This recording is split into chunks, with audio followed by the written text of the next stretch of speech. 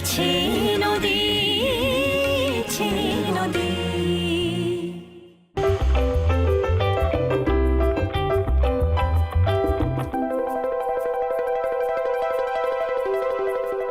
কাজরি, হ্যাঁ বলো।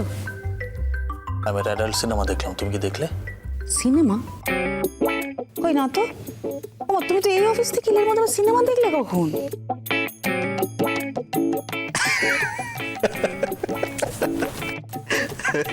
ও দেখো অত হো হো করে হাসছে, কি কি কানে কানে কি বলছে কিচ্ছু বুঝতে পারছি না। এই কি হয়েছে রে? শোনো,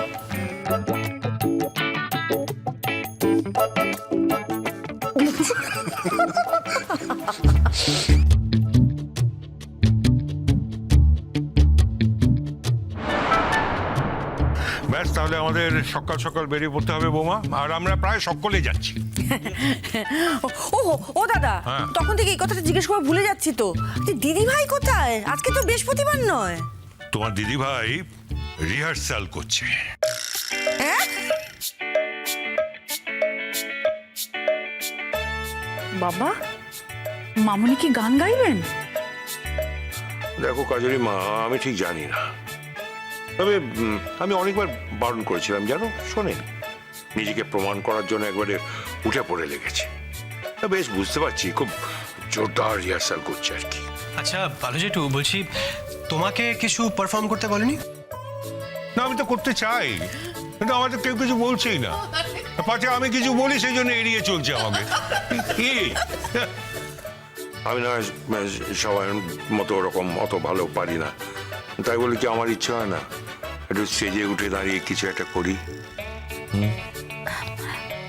ভালো জেঠু, তুমিও কাল কিছু করো না প্লিজ, খুব ভালো হবে তাহলে।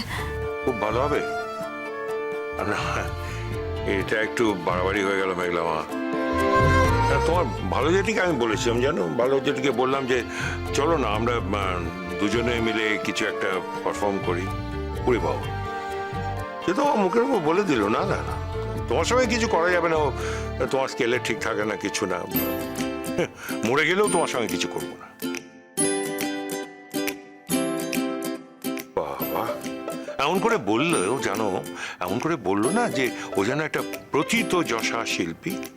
আমি কিছু না, আমি বললাম এই এতদিন ডাক্তারি করে যে নামটা অর্জন করেছো, দেখবে এবারে এবারে কি হয়, এই ছেলে মানুষ করতে গিয়ে সব যাবে।